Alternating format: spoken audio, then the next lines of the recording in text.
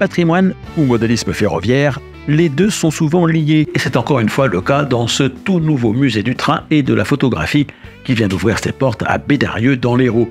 Il est porté par l'association L'Étoile ferroviaire des Hauts-Cantons qui a pour objet la préservation et la valorisation du patrimoine ferroviaire local.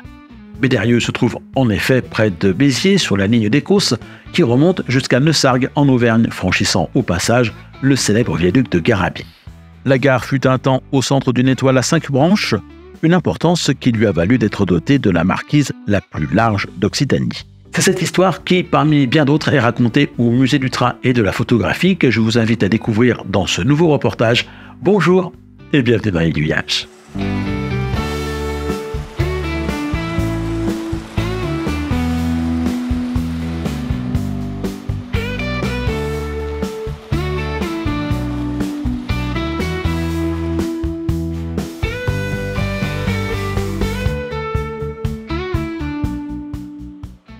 Le musée du train et de la photographie de Bédarieux, qui a été inauguré cet été, est l'émanation d'une autre structure préexistante dans la ville, mais qui a dû fermer ses portes.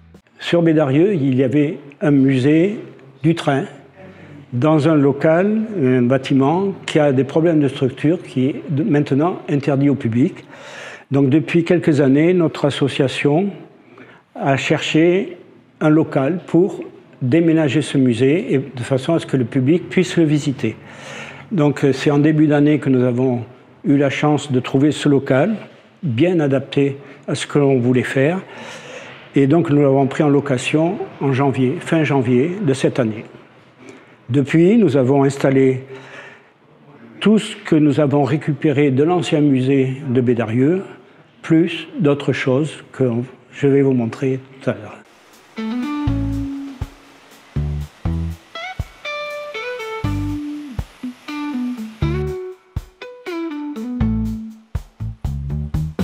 La visite commence par une exposition d'objets ferroviaires patiemment recueillis par un ancien cheminot. C'est des pièces des objets qui ont été récupérés par M. René Cadenat, qui était un chef de gare, et donc de sa fonction de chef de gare était bien placé pour récupérer tous ces objets, en particulier dans les gares qui fermaient. Donc, par exemple, derrière, on a le tableau de téléphonique, on a l'armoire à billets, on a un chef de gare avec son costume, tout son matériel, son bureau, un guichet qui est, je crois, d'origine, une partie du guichet d'origine, et derrière la grande cloche qui annonçait l'arrivée des trains. Ensuite, sur ces étagères-là, nous avons différents objets ferroviaires, une collection de lanternes, qui d'ailleurs va s'agrandir bientôt. Alors si on continue, en fait... Si on continue, on a maintenant la maquette qui représente la ville de Bédarieux, qui a été réalisée dans les années 1980, par un monsieur qui s'appelait André Quérol, qui était cheminot, agent technique à la SNCF, et qui a monté cette maquette qui était automatisée à l'ancienne, avec des systèmes de relais. Cette maquette, il y a trois circuits différents, trois boucles différentes qui fonctionnent. Donc. Alors la maquette était, comme je disais, dans l'ancien musée de Bédarieux. Nous avons dû la démonter. Pour la démonter, on l'a coupée en 8 morceaux. Donc le travail était un gros travail de reconstitution, et surtout reconstitution des rails. On va aller la voir de près. Voilà, alors, oui. c'est pas une maquette de modéliste, c'est plus une maquette, j'allais dire, d'historien.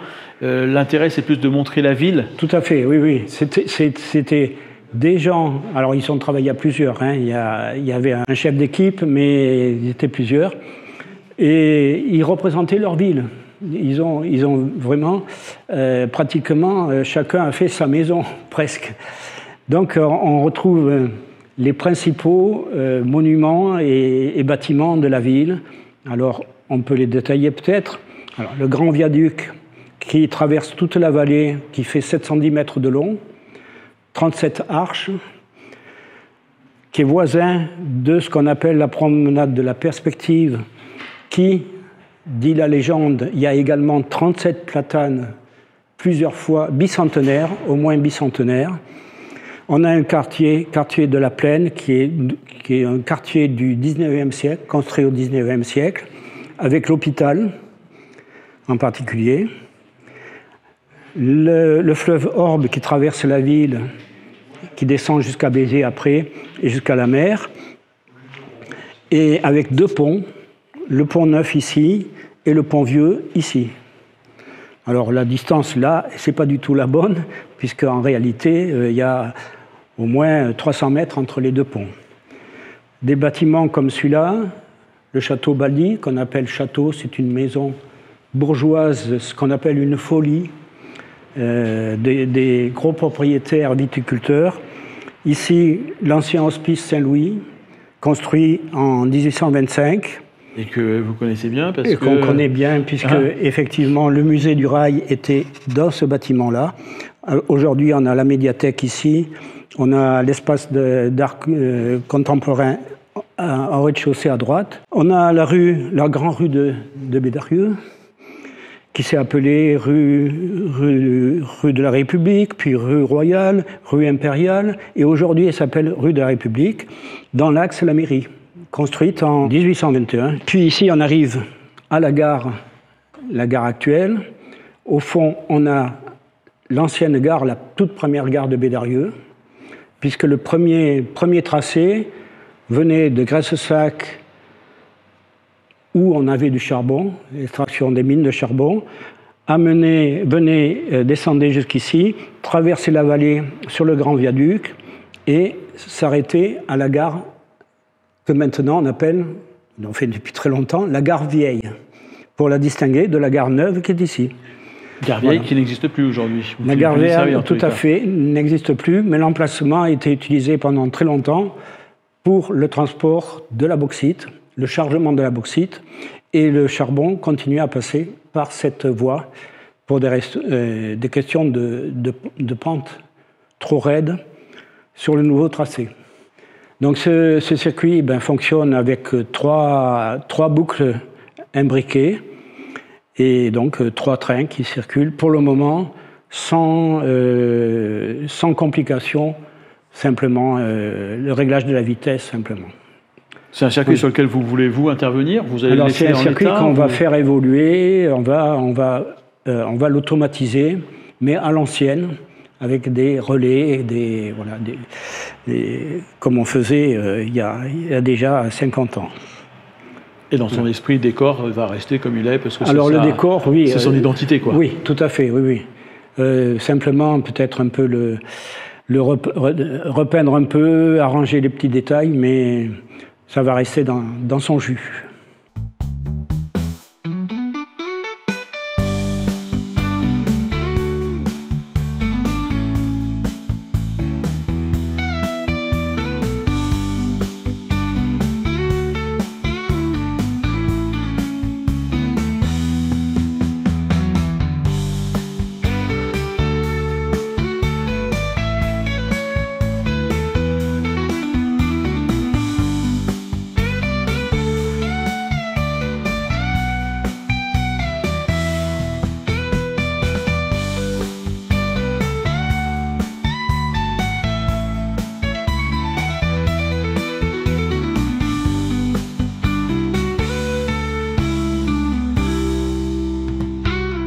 Après, si on continue là-bas, on a une petite salle où il y a d'autres objets. Alors, d'autres objets, là, c'est plutôt les objets sur le terrain, pour la construction des voies. Par exemple, cet outil qui se permettait de porter les rails à deux personnes. Et en fait, ils étaient peut-être 8 pour porter un rail, puisque c'est lourd, un rail.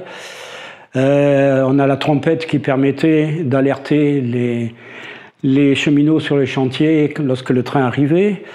Voilà, le système qui permettait de mesurer l'écartement des rails, etc. Les petits objets comme les pétards qu'on mettait sur les voies pour alerter le conducteur en cas d'accident, les médailles des anciens cheminots. Et là, c'est un petit coin cinéma aussi, Alors c'est un petit coin où on passe les vidéos, on passe quelques vidéos, au fur et à mesure qu'on trouve des vidéos intéressantes. on les ajoute sur notre clé USB qui est là-haut. Voilà, et ça tourne automatiquement pour les visiteurs.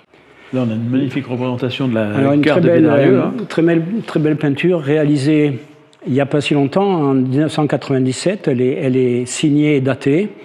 Et elle a été réalisée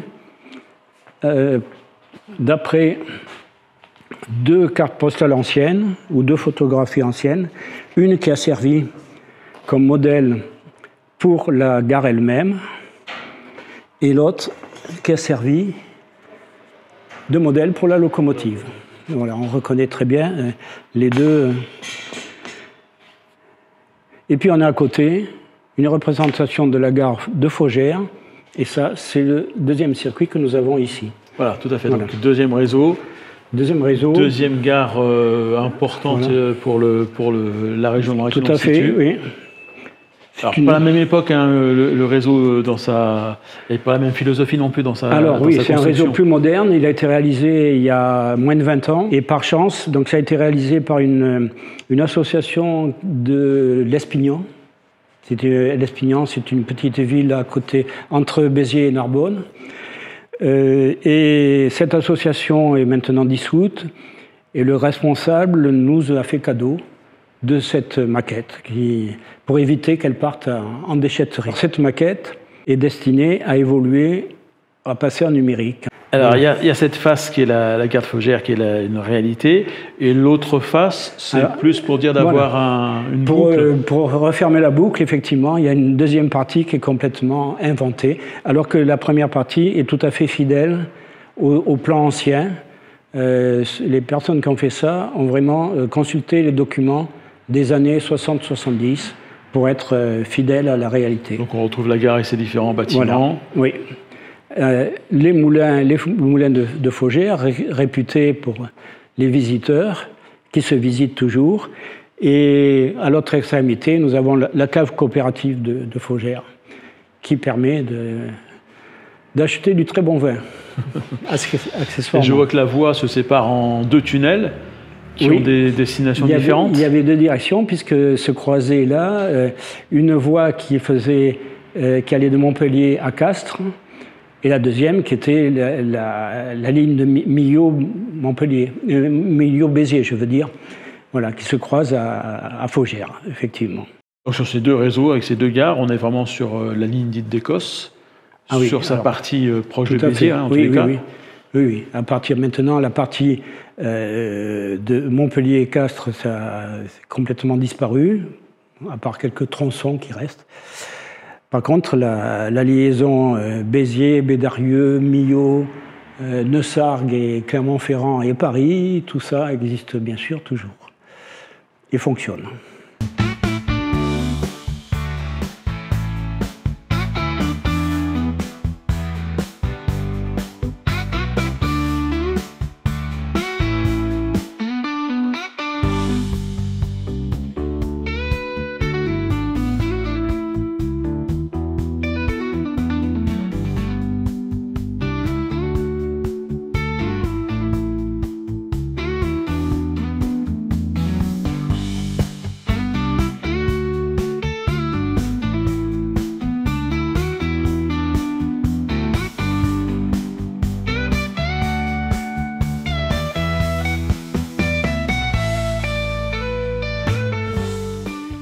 Bon, puis alors il y a une autre dimension dans ce musée qui peut presque surprendre, mais tu vas nous expliquer pourquoi, qui est donc la dimension photographie.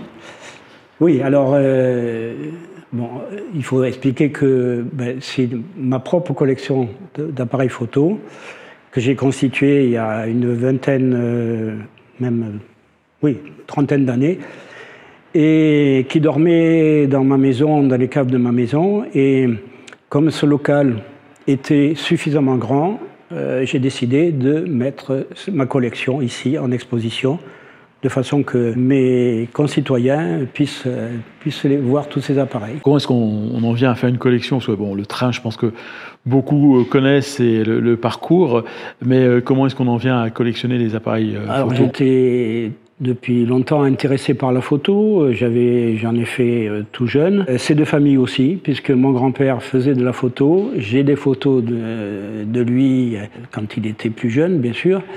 J'ai même ici un appareil photo auquel je tiens beaucoup. J'en ai d'autres, hein, mais celui-là, c'est peut-être le plus précieux, parce que c'est celui qu'il avait lorsqu'il était médecin militaire sur le front, dans l'Oise, à Creil, dans l'Oise. Bon, tu pourrais presque regretter qu'il n'ait pas photographié des trains et des gares. Où est-ce que tu as trouvé quand même des photos? Il a peut-être photographié des trains, mais j'en ai pas la preuve.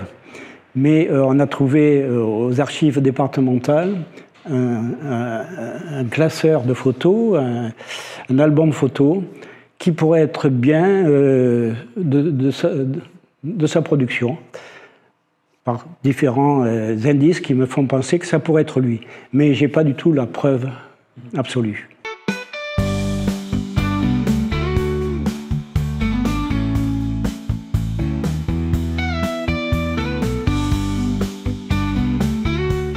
Vous savez maintenant pourquoi ce musée s'appelle le musée du train et de la photographie.